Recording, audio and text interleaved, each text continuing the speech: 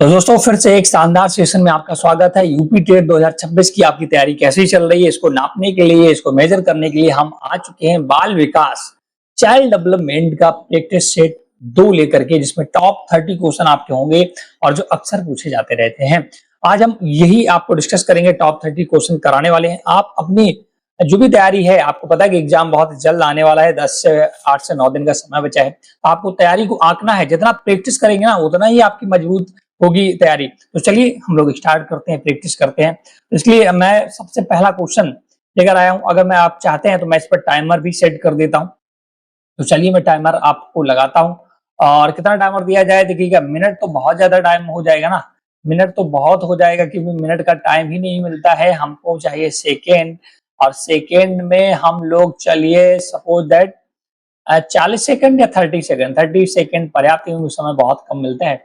फिलहाल सीडीपी में पढ़ना होता है, समझना होता है, तो हम लोग थोड़ा 40 सेकंड का टाइमर लेकर चलते हैं। तो चलिए पहले क्वेश्चन के लिए 40 सेकंड का टाइमर स्टार्ट हो जाता है। तो चलिए मैं एक पेन भी चूज कर लेता हूं, जिससे आपको चीजें और प्रॉपर समझा सकूं। देखिए कौन सा विकासात्मक सिद्धांत ये बताता है कि विकास सिर से पैर की ओर बढ़ता है। ये आपको बताना है कि बच्चे का जो विकास होता है, कौन सा सिद्धांत है जो ऐसा बताता है कि सिर से पैर की तरफ को, ऊपर से नीचे तरफ को विकास हो रहा है। समीप दूराभिमुख सिरा पदाभिमुख, जैसा कि नाम है, सिर से पैर की ओर, ऊपर से नीचे है ना, सिर से पैर की ओर। तो ऑप्शन नंबर बी आपका करेक्ट हो जाएगा, सिर से पैर के ऊपर वाला। ठीक है, टाइमर खत्म।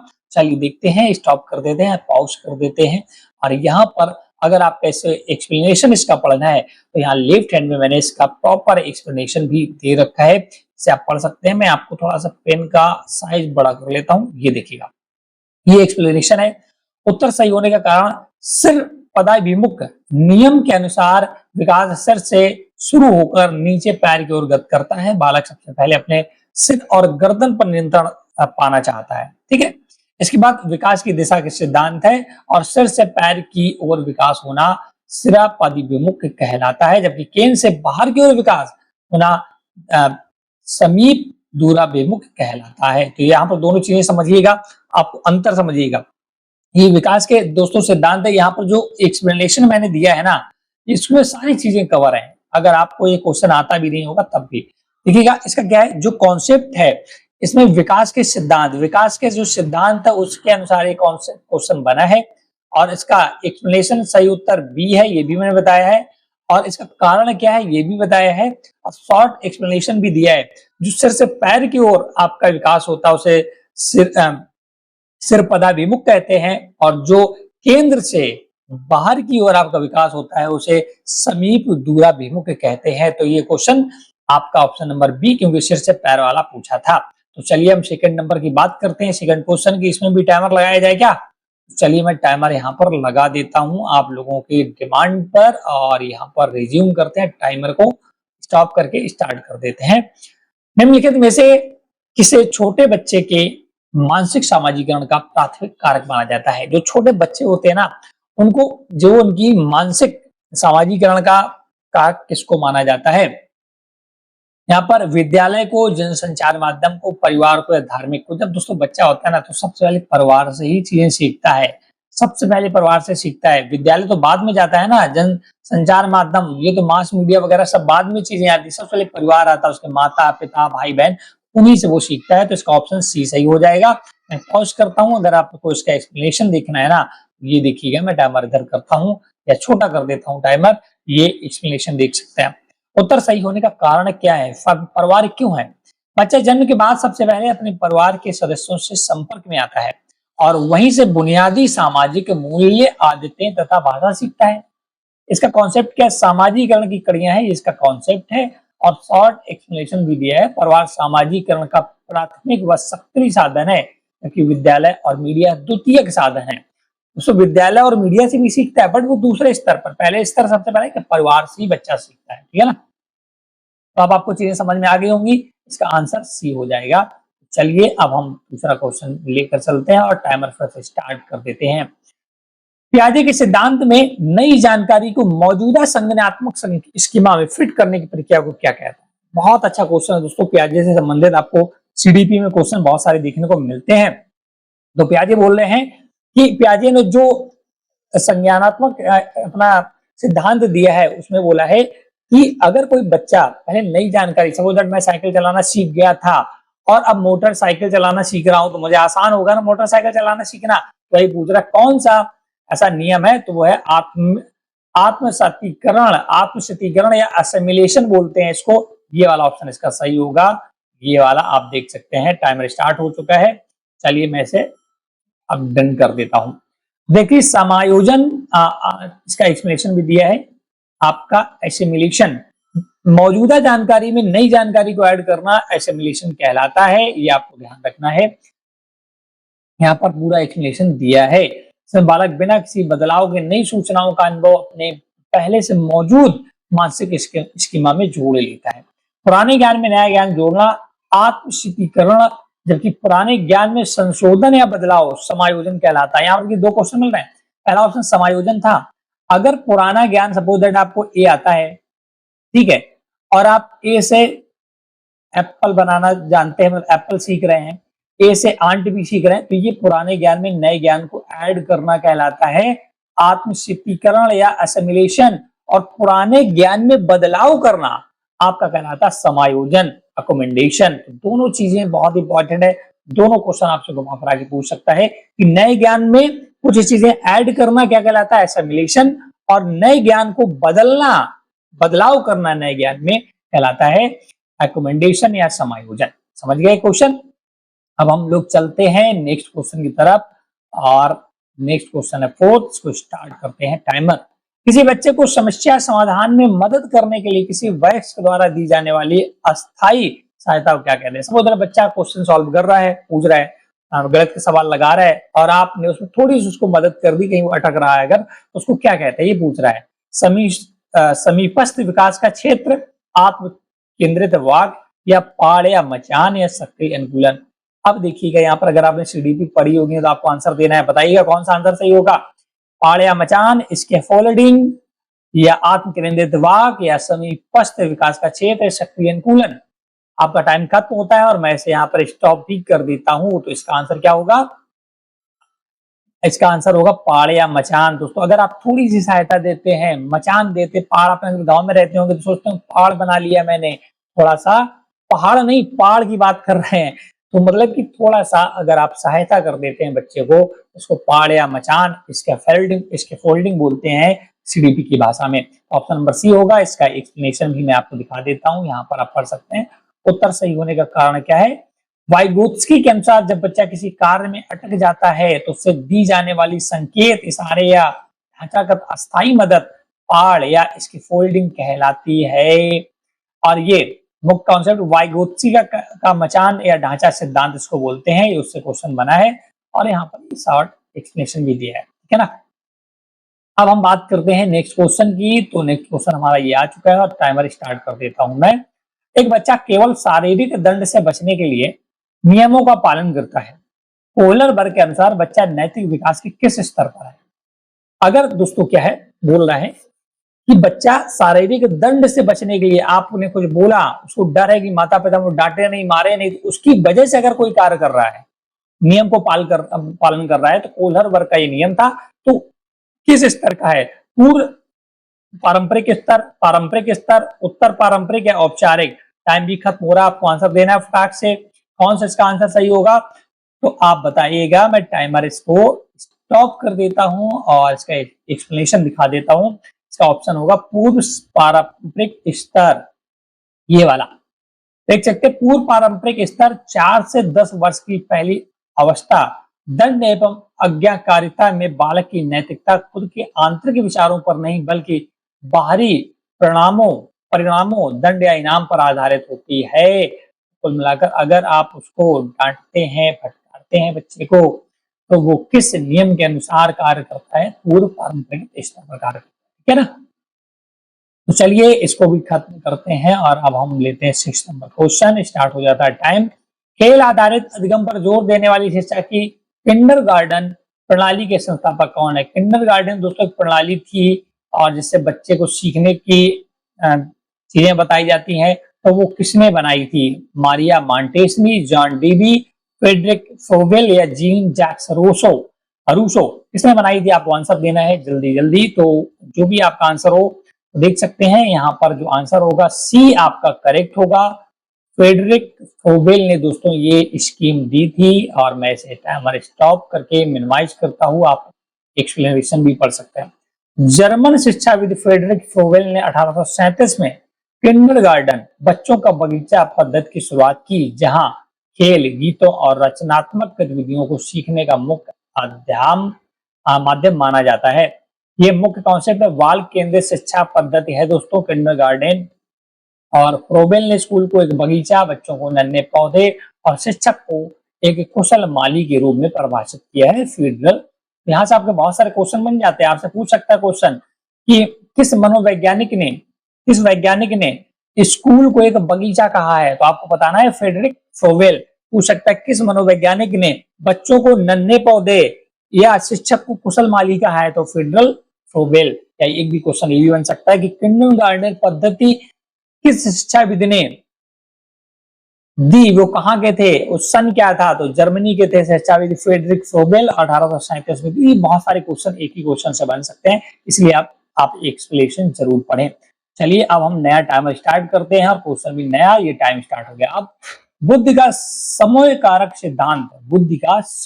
सिद्धांत जो 7 प्राथमिक मानसिक क्षमताओं को प्रस्तावित करता है, इसके द्वारा विकसित किया गया है। बुद्धि का सामूहिक कारक सिद्धांत किसके द्वारा दोस्तों बनाया गया है? Charles Spearman, Louis Thurston, Edward Thorndike या अल्फ्रेड बिने। तो बुद्धि दोस्तों, मैं इसका बहुत शॉर्टकट आपको बताऊंगा। अगर बुद्धि से संबंधित क्वेश्चन आता है इसका शॉर्टकट क्या होगा? ऑप्शन नंबर डी इसका सही होने वाला है। और मैं इससे पहले आपको पॉज करके दिखा देता हूँ, स्टॉप करके। ऑप्शन नंबर इसका डी नहीं, बी सही होने वाला है। लुई थर्स्टन, देख सकते हैं लुई थर्स्टन, ये सही होने वाला है। यहाँ पर देखिए सही उत्तर दिया है। उत्तर सही होने का कारण लुई थर्स्टन ने बताया कि बुद्धि ना तो एक एकल सामान्य कारक है और ना ही केवल विशिष्ट कारकों का योग है। यह 7 प्राथमिक मानसिक क्षमताओं जैसे तार्किक, शाब्दिक, स्थानिक क्षमता आदि का समूह है। बुद्धि के विभिन्न सिद्धांत दिए गए हैं, जिसमें कि एक ये भी सिद्धांत है लुई थर्स्टन के द्वारा दिया गया है, ठीक है ना। थर्स्टन के सिद्धांत को प्राथमिक मानसिक योग्यता सिद्धांत भी कहा जाता है। ध्यान रखिएगा, इनके सिद्धांत को, थर्स्टन के सिद्धांत को प्राथमिक मानसिक योग्यता सिद्धांत, प्राइमरी मेंटल एबिलिटी थ्योरी भी कहा जाता है। ये भी एक क्वेश्चन बनता है, तो यहां से आपका क्वेश्चन बन जाता हो। तो चलिए अब हम क्वेश्चन नंबर 8 डिफाइन करते हैं। यदि किसी बच्चे को मानसिक आयु 12 वर्ष और वास्तविक आयु 10 वर्ष है, तो बच्चे की बुद्धि लब्धि क्या होगी? इसका फॉर्मूला बहुत ही आसान होता है। मानसिक आयु और वास्तविक आयु। तो मानसिक आयु आपकी 12 साल है और ये आपकी, इसका फॉर्मूला होता है मानसिक आयु, जो आईक्यू फाइंड आउट करते हैं ना, आईक्यू का फॉर्मूला दोस्तों क्या होता है? आईक्यू बराबर मानसिक आयु बटे वास्तविक आयु, जो आपकी होगी CA इंटू 100। आपने फॉर्मूला पढ़ा होगा CDP में। तो दोस्तों ये पूरा फॉर्मूला में हम रख देते हैं। चलिए इसे स्टॉप करते हैं, आपको एक्सप्लेनेशन भी दिखा देते हैं। देख सकते हैं मानसिक आयु ऊपर रहती है और CA नीचे रहता है, वास्तविक आयु नीचे रहती है। फॉर्मूला हम रख देंगे 12/10 इंटू 100, 120 प्राप्त हो जाता है। ये आपका क्वेश्चन आ जाता है। बुद्धि लब्धि निकालने का एक सूत्र है आईक्यू फाइंड आउट करने का। आईक्यू का उदाहरण विलियम स्टन्स ने दी थी, जबकि इसका वर्तमान सूत्र देकर मानकीकरण टर्मन ने किया है। जो सूत्र दिया है विलियम स्टर्न ने दिया है, इसका मानकीकरण टर्मन वैज्ञानिक ने किया है। इसका विशेष ध्यान रखिएगा। ये क्वेश्चन हो गया। चलिए नेक्स्ट क्वेश्चन की बात करते हैं। क्वेश्चन नंबर 9, टाइमर स्टार्ट हो जाता है आपका अब। कार्ल जुंग ने सामाजिक अंतःक्रिया के आधार पर व्यक्तियों को निम्नलिखित में से किस व्यक्तित्व प्रकार में वर्गीकृत किया है? अंतर्विमुख और बहिर्मुख, पिकनिक और एथलिक, अंतः स्तर और बाह्य स्तर, सैद्धांतिक और आर्थिक।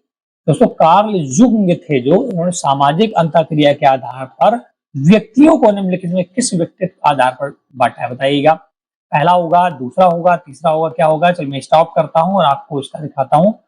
ये देखिएगा पहला ऑप्शन सही है। मतलब कि कार्ल जुंग ने जो व्यक्तियों को ना 2 भागों में बांटा, अंतर्मुखी और बहिर्मुखी।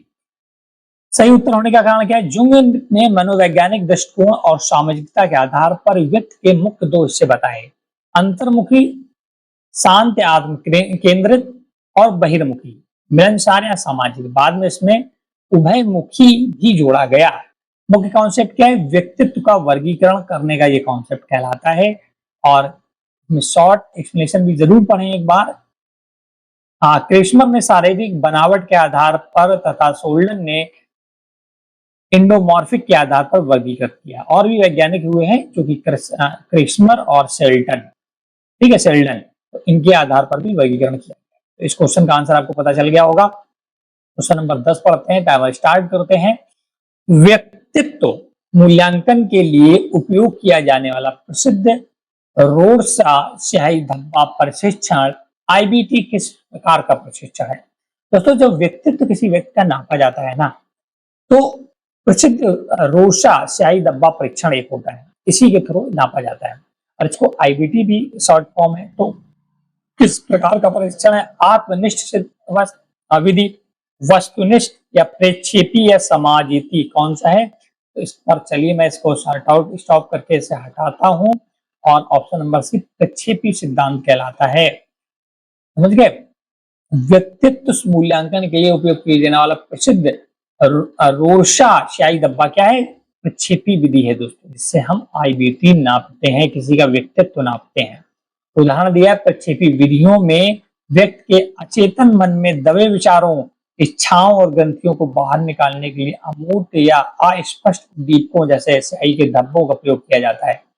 व्यक्ति मापन की प्रक्षेपी विधियों से ये कॉन्सेप्ट लिया गया है। रोडसा परीक्षण का निर्माण स्विट्जरलैंड के हरमन रोडसा द्वारा 1921 में किया गया था। इसमें कुल 10 कार्ड होते थे। अब चलते हैं क्वेश्चन नंबर दूसरा लेकर हम लोग फिर से आगे बढ़ते हैं। 11 नंबर क्वेश्चन स्टार्ट करते हैं, टाइमर। वोल्फ गैंग कोहलर ने किस नाम के चिंपैंजी पर अपने प्रसिद्ध प्रयोगों के माध्यम से अंतर्दृष्टि अधिगम का प्रदर्शन किया? सुल्तान नाम था चिंपैंजी का, टॉमी, शेरी, चिंपू, ये तो बहुत ही सिंपल है। तो कोहलर वर्ग दोस्तों जो अपना परीक्षण किया था चिंपैंजी बंदर के ऊपर किया था, उसको पिंजड़े में बंद कर दिया था, उसको केले लटका दिए थे और कुछ डिब्बे को डंडे दे दिए थे और उसको देख रहे थे, वो समझ रहे थे कि खाना कैसे ढूंढेगा। तो जब तक उसको खाना नहीं मिला उसने बहुत सारे आइडिया लगाया, पहले डंडे से खाना तोड़ना चाहा पर वहां तक नहीं पहुंच पाया, डिब्बे पर चढ़कर उसने तोड़ना चाहा, नहीं पहुंच पाया। तो बहुत देर बाद दोस्तों उसने क्या किया, डिब्बे के ऊपर डिब्बे रखा, फिर उस पर खड़ा हुआ, फिर डंडे से केले को लिया। तो उसी प्रशिक्षण को दोस्तों इनसाइट लर्निंग इसे बोला जाता है, अंतर्दृष्टि अधिगम बोला जाता है, जो कि कोहलर वर्ग के द्वारा दिया गया था, कोहलर के द्वारा दिया गया था। और इसी में सुल्तान नाम का वो चिंपैंजी या बंदर था, इस पर उन्होंने प्रयोग किया था। इसका देख सकते हैं यहाँ पर आंसर भी दिया गया। अंतर्दृष्टि सूझ का सिद्धांत भी इसे बोलते हैं, इनसाइट थ्योरी, जो कि कोहलर ने दिया था, सूझ का थ्योरी, ठीक है ना। अब चलिए दूसरा क्वेश्चन हम लोग पढ़ते हैं और क्वेश्चन नंबर है 12 स्टार्ट कर देते हैं। बंडूरा के सामाजिक अधिगम सिद्धांत के अनुसार अवलोकनात्मक अधिगम प्रक्रिया का सही क्रम है। सही क्रम आपको बताना है, पहले अवधान या धारणा, टाइमर भी स्टार्ट नहीं हुआ, चलो मैं स्टार्ट कर देता हूँ। अवधान, धारणा या पुनरुत्थान या अभिप्रेरणा। धारणा, अवधान, अभिप्रेरणा या पुनरुत्थान। अभिप्रेरणा, अवधान, धारणा, कौन सा इसमें सही होगा ये आपको बताना है। अगर बंडूरा के आपने सामाजिक ऑब्जर्वेशन लर्निंग को पढ़ा होगा तभी आप इसका आंसर दे पाएंगे। तो चलिए हम स्टार्ट करके देखते हैं। इसका पहला ही ऑप्शन सही है। उत्तर सही होने का, बंडूरा के अनुसार मॉडल को ध्यान में देखना, ध्यान से देखना, अटेंशन, उसे दिमाग से संयोजना, रिटेंशन, उसे स्वयं दोहराना, रिप्रोडक्शन और परिणाम के आधार पर प्रेरित होना, मोटिवेशन ही सीखने का क्रम है। तो सबसे पहले अटेंशन, कोई व्यक्ति कोई भी काम उसको देखता है, फिर उसको रिटेंशन करता है, उसे दिमाग में संयोजता है, धारण करता है, इसके बाद रिप्रोडक्शन, पुनरुत्थान, उत्पादन करता है, और इसके बाद मोटिवेट होता है। समझ गया ना। तो चलिए अब हम लोग 13 नंबर क्वेश्चन लेकर आते हैं, स्टार्ट करते हैं टाइमर। तो संज्ञानात्मक विकास में सामाजिक अंतःक्रिया और सांस्कृतिक उपकरणों पर जोर देने वाला सामाजिक रचनावाद का मुख्य प्रेरणा किसे माना जाता है? संज्ञानात्मक विकास में सामाजिक अंतःक्रिया और सांस्कृतिक उपकरणों पर जोर देने वाले, देखिए संज्ञानात्मक विकास तो जीन पियाजे आपको याद होगा, बट उसमें एक और कुछ चीज पूछी है कि सामाजिक अंतःक्रिया और सांस्कृतिक उपकरणों पर जोर देने वाले समाजविद रचनावाद कौन है? जीन पियाजे, लेव वाइगोत्स्की, जेरोम या ब्रूनर, कौन है? आपको आंसर देना है। और ये चलिए मैं टाइमर हटाकर आपको इसका एक्सप्लेनेशन सिखाता हूं, क्योंकि आंसर है बी, मतलब कि लेओ वागोत्स्की। उत्तर सही होने का कारण लेओ वागोत्स्की का मानना था कि बच्चों का संज्ञानात्मक विकास समाज, संस्कृति और भाषा के परस्पर मेल मिलाप से निर्मित होता है, जो सामाजिक रचनावाद का मुख्य विचार है। सामाजिक रचनावाद, ठीक है ना।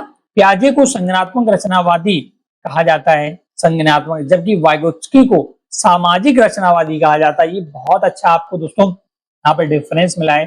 जो प्याजे है ना, उनको संज्ञानात्मक रचनावादी कहा जाता है, ठीक है ना, और वाइगोत्स्की को सामाजिक रचनावाद कहा जाता है। वही यहाँ पर पूछा था। तो जब भी प्याजे दिखे तो आपको संज्ञानात्मक रचनावादी लाना है, और जहां वाइगोत्स्की दिखे वहां सामाजिक लाना है। सामाजिक तो ध्यान रखना है, सामाजिक और आपको संज्ञानात्मक में चीजें ध्यान रखनी है। अब चलते क्वेश्चन नंबर हम 14 की ओर स्टार्ट करते हैं। टाइमर। प्रतिभाशाली और अत्यधिक मेधावी बच्चों की आवश्यकताओं को पूरा करने के लिए कौन सा शैक्षिक प्रावधान सबसे उपयुक्त है? देखिएगा, जब आपने आयु की लेवल पढ़ा होगा ना, उसके आधार पर बच्चों को डिवाइड किया गया, बुद्धि को डिवाइड किया गया है। कुछ प्रतिभाशाली लोग होते हैं, कुछ मेधावी बच्चे होते हैं, कुछ कम प्रतिभाशाली होते हैं, इस कैटेगरी में डिवाइड किया गया था। तो वही पर ये क्वेश्चन आया है। प्रतिभाशाली और आध्यात्मिक अत्यधिक मेधावी बच्चों की आवश्यकताओं को पूरा करने में कौन सा प्रशिक्षण शैक्षणिक प्रावधान को उपयुक्त माना गया है, ये आपको बताना है। तो चलिए मैं छोटा करता हूं।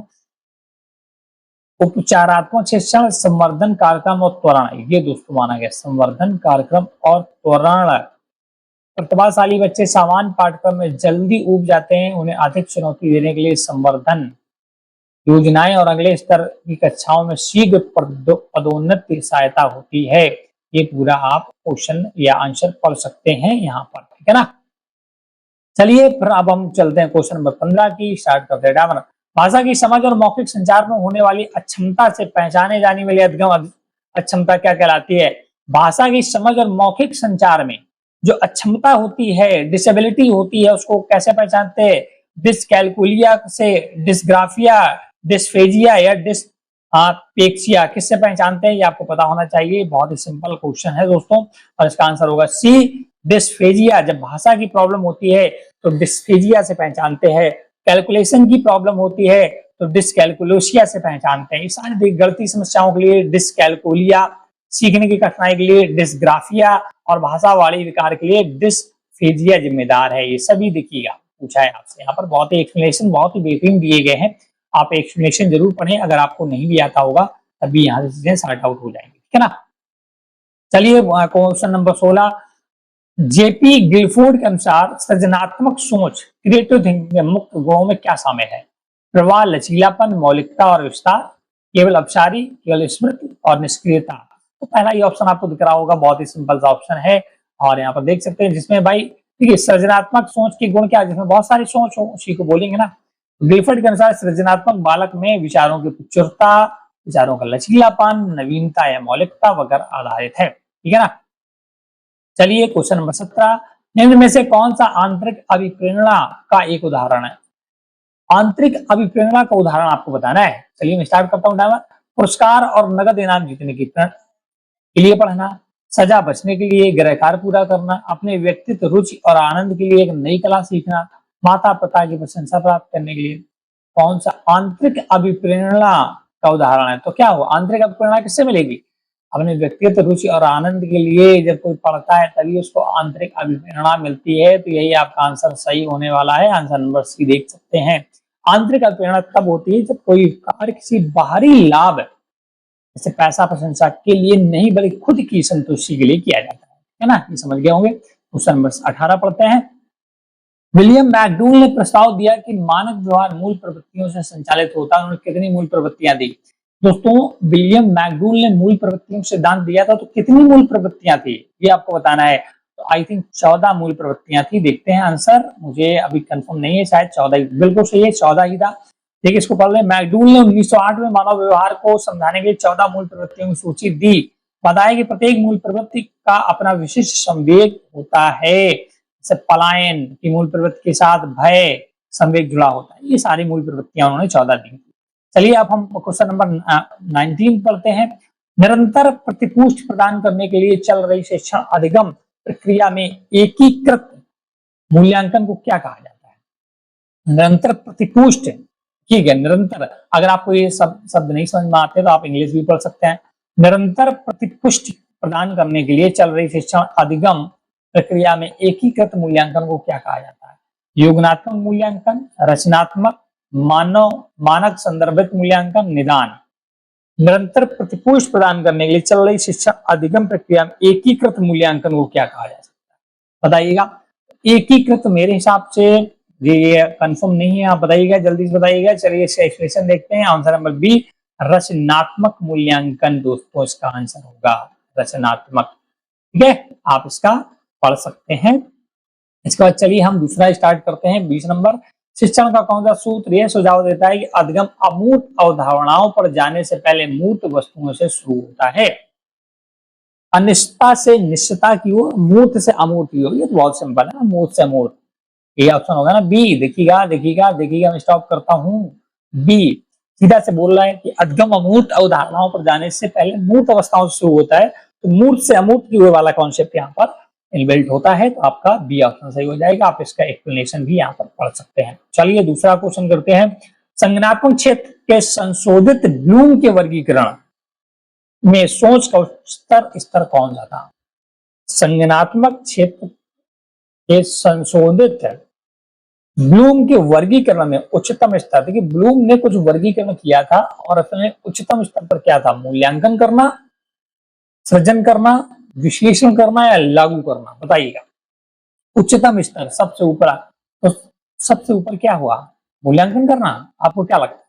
बताइएगा। ऑप्शन नंबर बी, सृजन करना, क्रिएटिंग। सबसे इन्होंने 1 2 3 ऐसे अपने वर्गीकरण किया था, तो उच्चतम स्तर पर क्या था ये पूछा था। लास्ट पर दोस्तों मूल्यांकन था, एलिवेशन था। ठीक है, पेडरसन और कृतवाल द्वारा वर्ष 2001 संशोधित संज्ञानात्मक टैक्सोनॉमी में सृजन करना को शीर्ष स्थान दिया गया, जबकि मूल वर्गीकरण 1956 में मूल्यांकन सबसे शीर्ष पर था। ठीक है ना, तो ये ध्यान रखिएगा चीजें। अब हम बात करते हैं 22 नंबर क्वेश्चन की। राष्ट्रीय शिक्षा नीति 2020 एनईपी 2020 ने पिछली 10+2 स्कूली संरचना को किस संरचना में बदल दिया? ये बताना है आपको।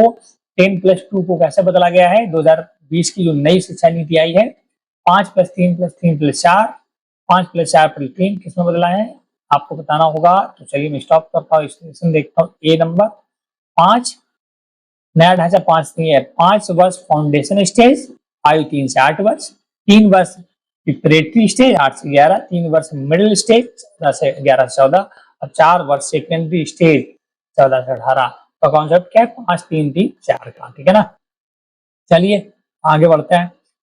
आरटीआई अधिनियम 2019 के अनुसार तैयारी के घंटों को सहित एक शिक्षक के लिए प्रति सप्ताह न्यूनतम कार्य घंटे कितने होने चाहिए? आरटी अधिनियम 2009 के अनुसार तैयारी के घंटों सहित एक शिक्षक के लिए प्रति सप्ताह न्यूनतम कार्य घंटे कितने होने चाहिए? बताएगा कि कितना घंटा कार्य करना चाहिए एक शिक्षक को, जिसमें तैयारी भी शामिल है। 40 घंटे, 45, 48 या 50, ये आपको आंसर देना है। और इसका आंसर है बी, 45 घंटे कम से कम एक हफ्ते में, एक सप्ताह में कार्य करना चाहिए। यह नियम प्राथमिक और उच्च प्राथमिक दोनों स्तर के लिए शिक्षकों के लिए भार एवं संतुलन को सुनिश्चित करता है। समझ गए? अब चलते क्वेश्चन नंबर हम लोग पढ़ते हैं 24। एनसीएफ 2005 सिफारिश करता है कि बोर्ड परीक्षाओं को अधिक लचीला बनाया जाना चाहिए और किसके साथ एकीकृत किया जाना चाहिए? कक्षा की गतिविधियों और दैनिक जीवन, कठिन वार्षिक लिखित परीक्षा के परिणामों, केवल राष्ट्रीय स्तर के बहुविकल्पी परीक्षाओं, रटन निष्पत्ति। क्या होना चाहिए इसमें आपको आंसर देना है और ऑप्शन नंबर ए सही होगा। कक्षा की गतिविधि और दैनिक जीवन को भी सरल बनाना चाहिए। चलिए क्वेश्चन नंबर पढ़ते हैं 25, जिसका नाम है विस्मरण भूलने का वैज्ञानिक अध्ययन और विस्मरण वक्र का प्रतिपादन किस मनोवैज्ञानिक ने किया है? William James, Hermann Ebbinghaus, Sigmund Freud या एडवर्ड थर्नडाइक? देखिएगा थर्नडाइक तो होगा नहीं, ठीक है, तो इसका ऑप्शन होगा बी, हरमन एबिंगहॉस। एक्सप्लेनेशन भी यहाँ पर दिया गया। तो भूलने का कॉन्सेप्ट जो था हरमन इंगिभास वगैरह ने दिया था, इंगिहास ने दिया था। ठीक है, चलिए मैं आप क्वेश्चन पढ़ता हूँ 26। तर्क की वह प्रक्रिया जो विशिष्ट अवलोकनों उदाहरणों से समानता नियमों का सिद्धांतों की ओर बढ़ती क्या कहलाती है? तर्क की वह प्रक्रिया जो विशिष्ट अवलोकनों, उदाहरणों से सामान्य नियम व सिद्धांतों की ओर बढ़ती है।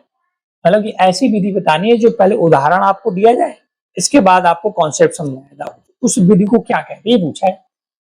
निग, निगमनात्मक, आगमनात्मक, संवेदी या अमूर्त, बताइएगा इसका ऑप्शन क्या होगा? बी आग आगमनात्मक इसको बोलते हैं, पहले उदाहरण इसके बाद कॉन्सेप्ट को समझाना। आप एक्सप्लेनेशन भी यहाँ पर पढ़ सकते हैं पूरा, बहुत ही प्रॉपर तरीके से।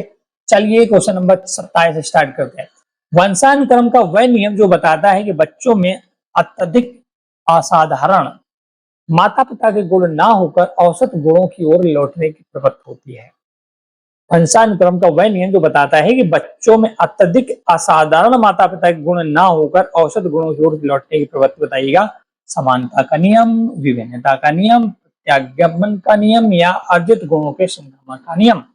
इसका आंसर होगा मेरे हिसाब से सी, और वही है प्रत्यागमन का नियम। ठीक है ना, देख सकते हैं इस कॉन्सेप्ट को भी पढ़ सकते हैं। क्वेश्चन नंबर पढ़ते हैं 28, स्टार्ट करते हैं।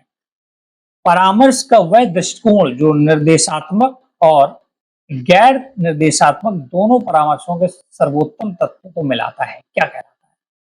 संकलनकारी, सत्तावादी, नैदानिक परामर्श, व्यवसायिक। परामर्श का वह दृष्टिकोण जो निर्देशात्मक और गैर निर्देशात्मक दोनों परामर्शों के सर्वोच्चतम तत्वों को मिलाता है, इसको क्या कहेंगे? मेरे हिसाब से दोस्तों ऑप्शन सी होना चाहिए, लेकिन नहीं है, ऑप्शन है ए, संकलनकारी। संकलनकारी देख सकते हैं, संकलनकारी या समन्वित परामर्श बहुत लचीला होता है, इसमें परामर्शदाता परिस्थितियों को देखकर जरूरत पड़ने पर सलाह देता है और जरूरत पड़ने पर शांत रहकर भी सिखाता है। तो ये आपका ऑप्शन नंबर ए सही होगा। चलिए 29 पढ़ते हैं।